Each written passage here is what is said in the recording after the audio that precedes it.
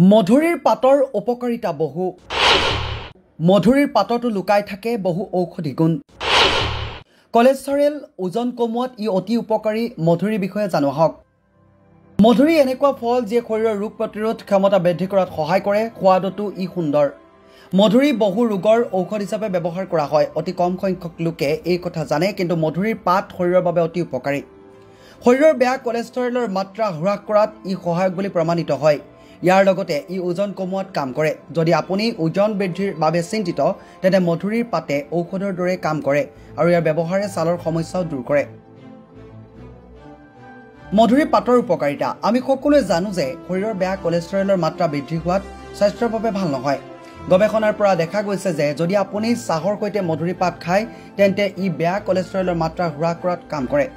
আজিকালি খাদ্যাভ্যাসৰ বেয়া অভ্যাসৰ বাবে মানুহৰ ওজন দ্ৰুতগতিত বৃদ্ধি পোৱা দেখা গৈছে। আপুনি জানি আচৰিত হ'ব যে মধুৰীৰ পাতে শৰীৰৰ বৃদ্ধি পোৱা চৰ্বি কমোৱাৰ কাম কৰে। ই শৰীৰত থকা চাৰ্চক চেনিলৈ ৰূপান্তৰিত কৰে।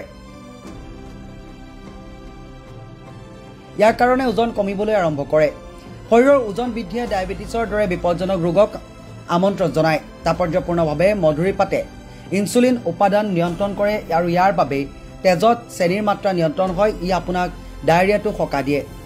আপুনি এইদৰে মধুৰীৰ পাত ব্যৱহাৰ কৰি সুস্বাস্থ্যৱান হৈ থাকিব পাৰে। News desk report, news 8 Assam.